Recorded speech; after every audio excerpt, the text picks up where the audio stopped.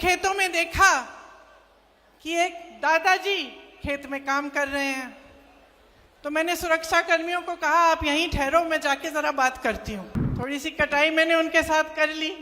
उन्होंने सोचा होगा ये शहर की लड़की है, थक गई होगी, धूप बहुत है, तो कहा कि बेटा घर चलो मेरे साथ। मुझे घर ले गए अपने। घर में दादी जी थी, छोटे छोटे बच्चे थे, बहुएं थीं। मुझे खाना खिलाया, पराठे बनाए, चाय पिलाई, सारी बातें बताई कि कौन कहाँ पढ़ता है, कौन किसकी नौकरी कहाँ है, सारी चीज़ें मुझे एकदम अपना लिया। तभी 4-5 घंटे बीत गए, मुझे पता भी नहीं चला। 4-5 घंटों बाद उनका बेटा घर आया। अब इत्तेफाक से उनके बेटे ने रायबरेली में काम किया था, तो मुझे देखते ही पहचान लिया। 8 से 10 साल बीत गए हैं। जब जब मेरी रैली आसपास लगती है तो उनका बेटा मनोज कभी कभी दादू जी को ले आते हैं मेरे से मिलने। ये आपका हरियाणा प्रदेश किसानों, जवानों, पहलवानों का प्रदेश है। यहाँ आकर बहुत खुशी होती है, बहुत गर्व महसूस होता है। दिल्ली तो पास में ही है, आना जाना काफी हो जाता है। मेरे बच्चे गुड़गांव में पढ़े। मेरा अपना भी अनुभव है आपके प्रदेश का। मेरी बहनें बैठी हैं। कुछ सालों पहले, लगभग 8 साल पहले, मेरी बेटी शायद 15-16 साल की थी, तब वो हरियाणा प्रदेश के लिए बास्केटबॉल खेली। तो वो भी खेल कूद में तेज है।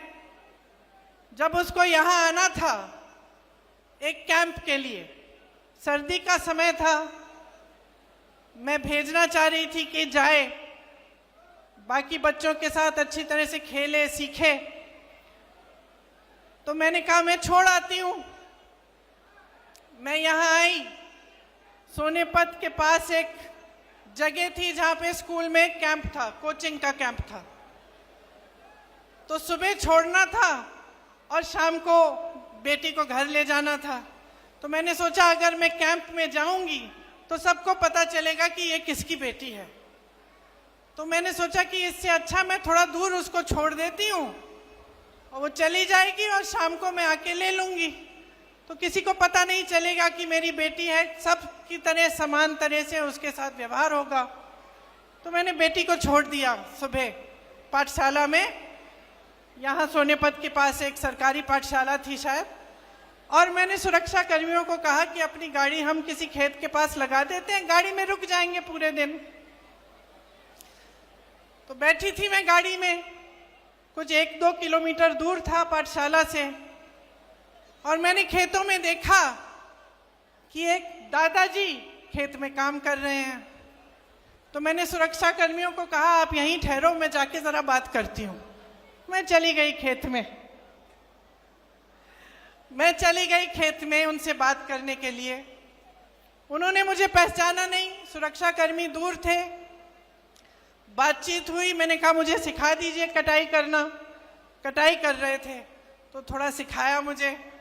थोड़ी सी कटाई मैंने उनके साथ कर ली।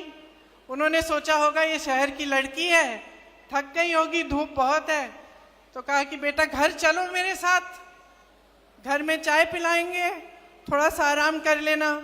मुझे भी लगा कि पूरे दिन इंतज़ार करना है, तो चलो इन्हीं के घर चले जाती हूँ, दादू जी के साथ चली जाऊँगी, वहीं बैठ जाऊँगी, पूरा दिन इंतज़ार करना है मुझे। तो दादू के साथ मैं घर चली गई। मुझे घर ले गए अपने। घर में दादी जी थी, छोटे छोटे बच्चे थे, बहुएं थीं। मुझे खाना खिलाया, पराठे बनाए, चाय पिलाई, सारी बातें बताई कि कौन कहाँ पढ़ता है, कौन किसकी नौकरी कहाँ है, सारी चीज़ें मुझे एकदम अपना लिया। मतलब अभी अभी मिले थे, मुझे जानते नहीं थे, अपने परिवार समान घर ले गए, अपनाया।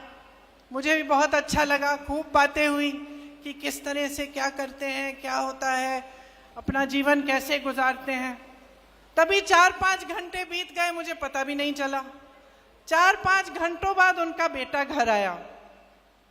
अब इत्तेफाक से उनके बेटे ने रायबरेली में काम किया था, तो मुझे देखते ही पहचान लिया। और कहा कि आप तो प्रियंका हैं।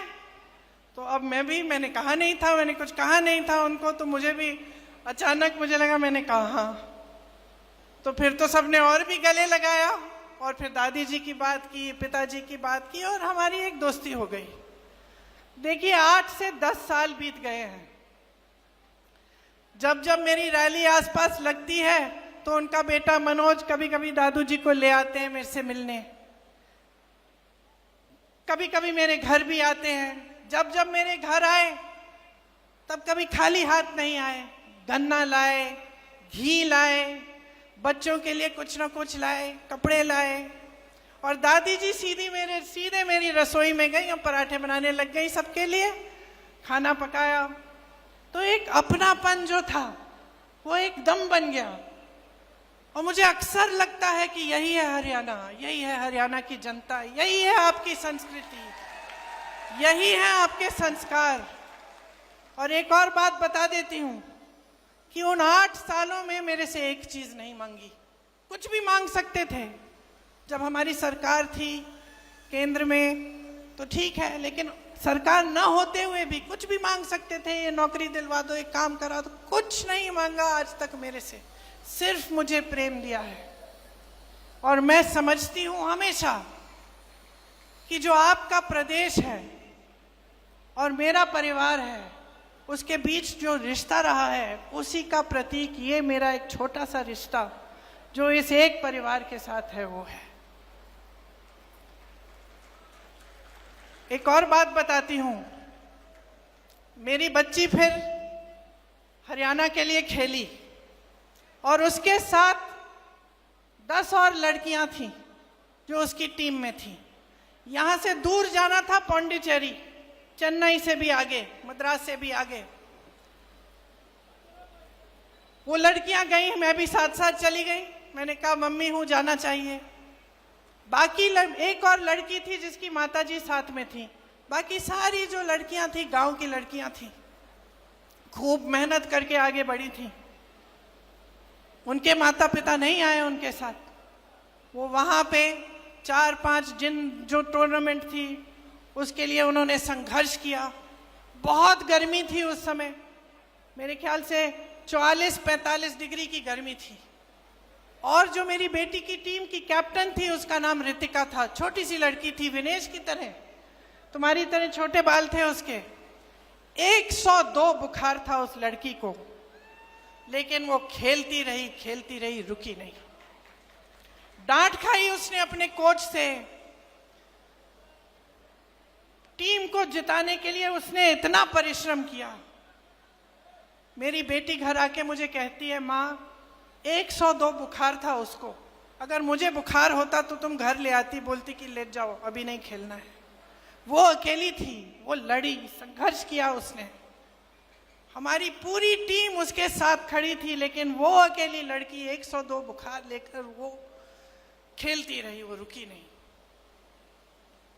तो मैं समझती हूं कि हर लड़की, हरियाणा की हर लड़की के दिल में ये आग है। हर बेटी ने संघर्ष किया है अपने अपने तरह से। आप सब बड़ा करते हो, पालते हो, पोसते हो, किसी कैंप में भेजते हो, स्पोर्ट्स के लिए भेजते हो, आगे बढ़ाने के लिए आप संघर्ष करते हो, भरोसे के साथ भेजते हो।